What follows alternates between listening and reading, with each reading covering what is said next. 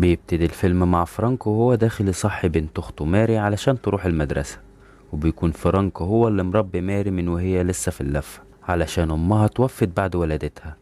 وبتكون ماري زعلانة جدا ومش عايزة تروح المدرسة ولا عايزة تختلط بالناس، وبتكون شايفة ان المدرسة ما بتقدم لهاش اي حاجة جديدة.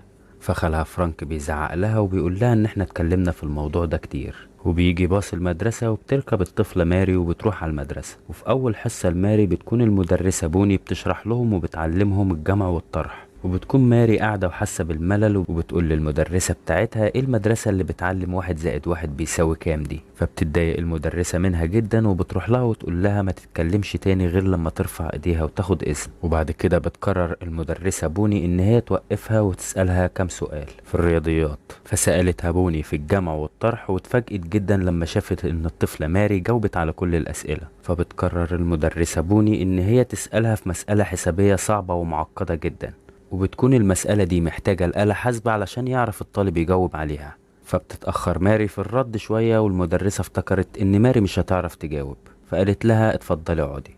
ورجعت المدرسة بوني تكمل شرح للطلاب، لكن بتتفاجئ بماري بتقاطعها وبتقول لها حل المسألة اللي هي سألتها لها. فبتتفاجئ بوني جامد وبتقرر ان هي تروح على الآلة الحاسبة وتشوف اذا كانت الطفلة جاوبت صح ولا غلط. وبتكتشف ان ماري جاوبت على السؤال صح من غير آلة حاسبة. وبتكون مديرة المدرسة في الوقت ده بتعدي على الفصول علشان تطمن على الطلاب، لكن ماري بتكلمها بأسلوب وحش وبتقول لها انهم يتصلوا بخالها علشان هي عايزة تمشي دلوقتي.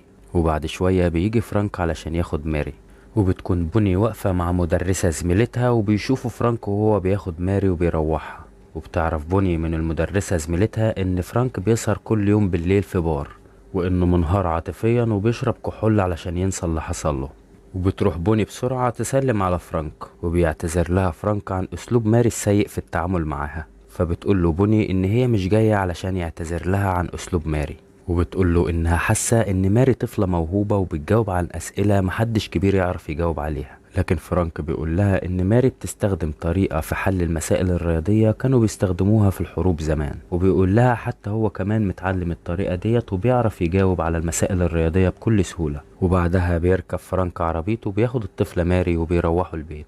وبيكون فرانك شغال ميكانيكي وبيصلح مراكب في المينا، وبتكون ماري قاعدة معاه وهو شغال. وبيقول لها فرانك ان هي ما نفذتش الوعد اللي كان ما بينهم، وانها وقفت وسط الطلاب وقعدت تتباهى بذكائها. وبنعرف ان هو كان متفق معاها ان هي ما تتباهاش بذكائها قدام الطلاب علشان خاطر كل الطلاب في سنها يعاملوها معاملة الصحاب وما يعاملوهاش معاملة اكبر من سنها. وبتعتذر له ماري عن اللي هي عملته. وبعدها بياخد ماري وبيطلعوا يتفسحوا بالمركب شوية، وبنشوف ماري وهي قاعدة بتلعب مع القط بتاعها. وبمرور الأيام بتبتدي ماري تواظب على المدرسة وبتبتدي إن هي تتأقلم مع الوضع. وفي يوم بيكون عندها امتحان وبتوزع عليهم المدرسة بوني الورق بتاع الامتحان. وبمجرد إن بوني خلصت توزيع الورق بتتفاجئ بالطفلة ماري بتقول لها إن هي خلصت الامتحان. وبتكون المدرسة بوني متوقعة إن حركة زي ديت ممكن تحصل، فبتكون مجهزة لها ورقة أسئلة تانية في مستوى الطلاب الجامعيين. وادت بوني لماري ورقة الامتحان.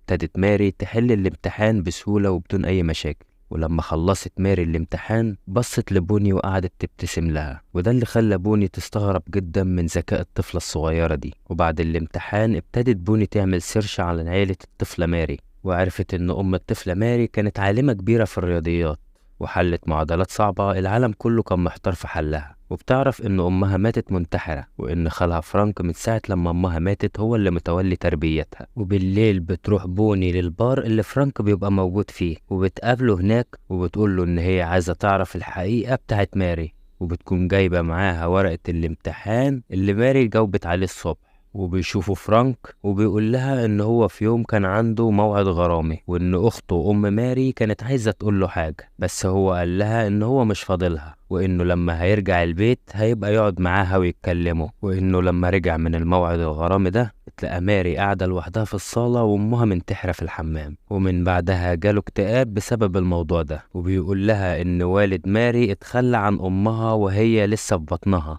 فبوني بتقوله ان ماري معدل ذكائها عالي جدا، فبيرد عليها وبيقول لها ان هو عارف ان هي طفلة ذكية، بس هو مش عايز يعرف حد الموضوع ده علشان الطفلة تعيش سنها وحياتها الطبيعية. وتاني يوم جوه باص المدرسة بيكون مطلوب من الاطفال انهم يعملوا مشروع عن الحيوانات، وبيكون في طفل ماشي بالمشروع بتاعه في طرقة الباص، فبيجي طفل تاني وبيمد رجليه علشان يوقعه هو والمشروع بتاعه. وماري اتضايقت جدا لما الطالب اللي كان عامل المشروع ده وقع، وراحت جاية ماسكة كتاب وضربت بيه الطالب المتنمر على راسه وعورته. وطبعا في المدرسة اتصلوا على فرانك علشان يجي، لأن أهل الطالب جم وعاملين شكوى في الطفلة. جه فرانك واطمن على ماري، والمديرة قعدت تقوله إن العنف مش مسموح في المدرسة. ففرانك رد عليها وقال لها إن هو عارف كويس لكنه فخور باللي ماري عملته، وإنه فخور جدا بيها. طبعا المديرة اتحرجت وغيرت الموضوع وقالت له إنها شايفة من الأفضل إن ماري تتنقل مدرسة تانية للموهوبين علشان تكون وسط ناس في قدراتها. فرانك قعد يتحجج بالمصاريف.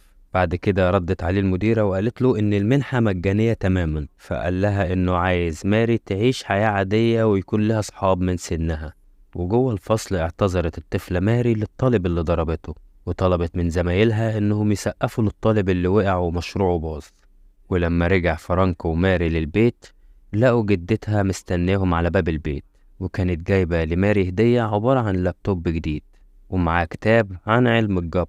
فردت عليها ماري بنبرة استهزاء وقالت لها إن هي قرت الكتاب ده من بدري. وبعدها خرجت جدة الطفلة مع فرانك وقالت له إن حال ماري مش عاجبها، وإن البيئة اللي هي عايشة فيها مش مناسبة لسنها. وبنعرف إن هي مقدمة ورق للمحكمة بتطلب فيها الوصاية على الطفلة ماري، وبتطلب منه إن هو يسيب ماري تتربى معاها. فبيرد عليها ويقول لها إن أمها قبل ما تموت كانت موصية إن مفيش حد يربي بنتها غيره. فبصت له كده وقالت له يبقى نتقابل في المحكمة، وسابته ومشيت.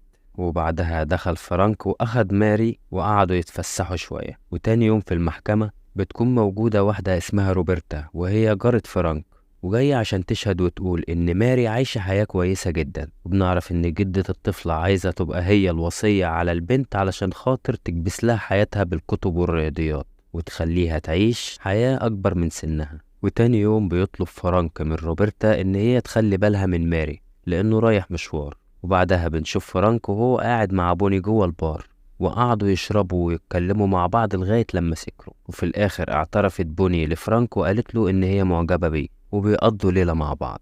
وتاني يوم دخلت ماري علشان كانت بتدور على حاجة، واتفاجئت لما شافت المدرسة بتاعتها طالعة من أوضة فرانك. ولما شافها فرانك زعق لها وقال لها إيه اللي جابها من عند روبرتا، وإن هو مش عارف يعيش حياته بسببها. فزعلت ماري جدا وسابته وجريت وراحت تقعد لوحدها. فدخل عليها فرانك وقعد يعتذر لها. وبيطلع فرانك علشان يشوف صندوق البريد اللي موجود قدام بيته، وبيكتشف ان في جواب من المحكمة، وان المحكمة حكمت ان الطفلة ماري تروح تقعد يومين عند جدتها. ولما راحت ماري مع جدتها قعدت جدتها توريلها الصور بتاعت العيلة، وقعدت توريلها الصور بتاعت مامتها وهي شغالة. وبعدها أخدتها جدتها وودتها لجامعة متخصصة في الرياضيات، وبيكون في لوحة في مدخل الجامعة فيها 7 صور فاضيين ما عدا واحدة بس. وبتعرفها جدتها إيفلين إن الصورة دي معمولة لأحسن 7 أشخاص هيحلوا أصعب 7 معادلات رياضية في التاريخ. وبتوريها معادلة باسم نيفير ستوكس، وبتكون تحتها اسم أمها ديان، وده علشان أمها كانت قريبة جدا من حل المعادلة دي قبل ما تموت،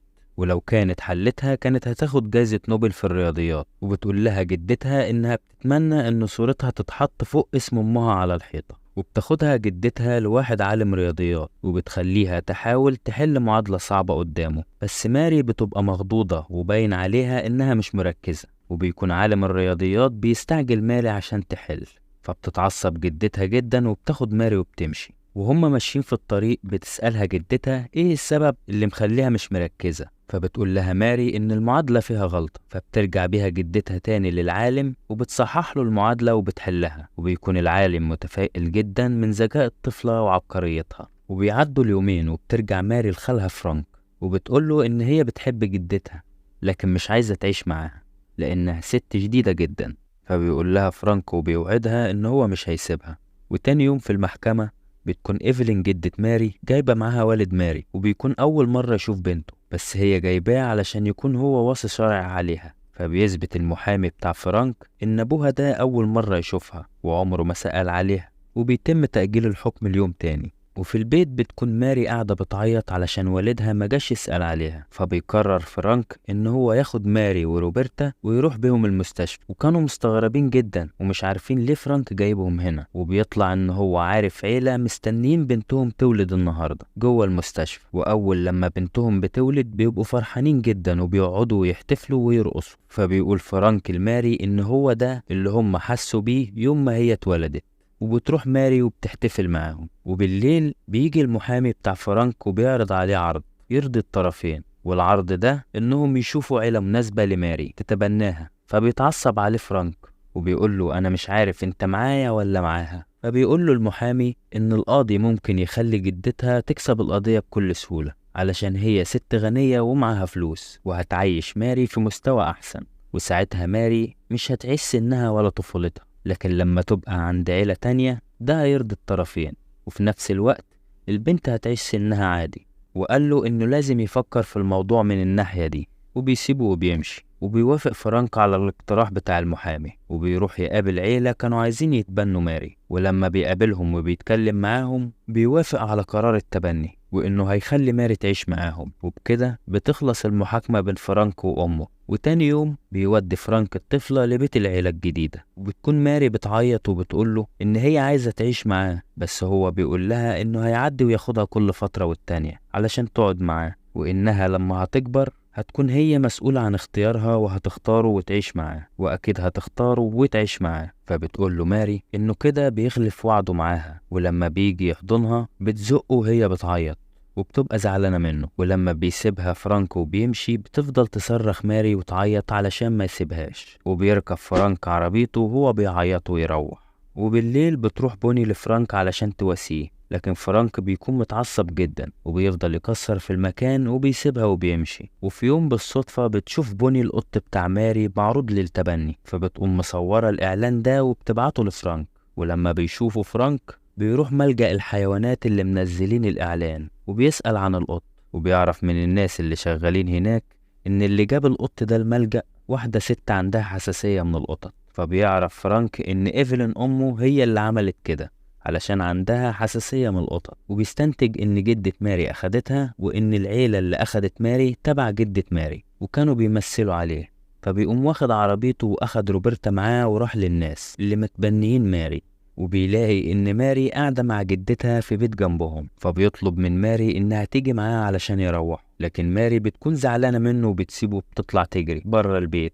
فبيدي فرانك لأمه كتاب وبيطلع علشان يلحق ماري، وبيكون الكتاب ده ديانا والدة ماري هي اللي كاتباه. ولما بتقراه إيفلين بتعرف ان ديانا والدة ماري وصلت لحل المعادلة بتاعة نيفيرستوكس، المعادلة اللي مخلية إيفلين متمسكة بحضانة ماري علشان تحلها. وبره البيت بيكون فرانك عايز يحضن ماري، لكن ماري بتضربه علشان هو سابها. فبيسيطر عليها فرانك وبيشيلها وبيعتذر لها. فبتقول له ماري انهم اخدوا القط بتاعها منها، فبيعرفها فرانك انه القط عنده في البيت ومستنيها هناك. وبياخدها فرانك وبيرجعوا تاني لإيفلين. فبتقول له إيفلين إن هو مفبرك الكتاب ده، وإن لو بنتها ديان كانت حلت المعادلة كانت عرفت العالم كله. فبيقول لها فرانك إن ديان أخته طلبت منه إنه ما ينشرش الكتاب ده غير بعد وفاة إيفلين أمها، وبتتصدم إيفلين من اللي قاله فرانك. وبيقرر فرانك انه ما ينفذش اتفاقه مع اخته، وانه هيدي لامه الكتاب ده تنشره مقابل الاحتفاظ بالطفلة. وبيسيب لها الكتاب وبياخد ماري وبيمشي. ولما بتيجي إيفلين تقرا الكتاب بتشوف دموع بنتها على الورق، فبتنهار وبتعيط على الاكتئاب اللي كانت معيشة فيه بنتها، وان الحياة دي كانت السبب في موت بنتها. علشان كده وصت اخوها ان بنتها تتربى معاه، وانه ما ينشرش حل المعادلة دي غير لما إيفلين تموت. تتصل بعدها إيفلين بعالم الرياضيات وهي بتعيط، وبتتفق معاه على نشر حل معادلة نيفيرستوكس، وإن العالم كله لازم يعرف إن بنتها هي اللي حلت المعادلة دي. وبعد فترة بنشوف ماري وهي بتدرس في الجامعة رغم سنها الصغير، وبعد المحاضرة بياخدها فرانك علشان يفسح، وبياخدها تلعب مع الأطفال اللي في سنها. ولحد هنا بيخلص فيلمنا. أتمنى لو الملخص عجبكم ما تنسوش تدعمونا بعلامة اللايك. سلام.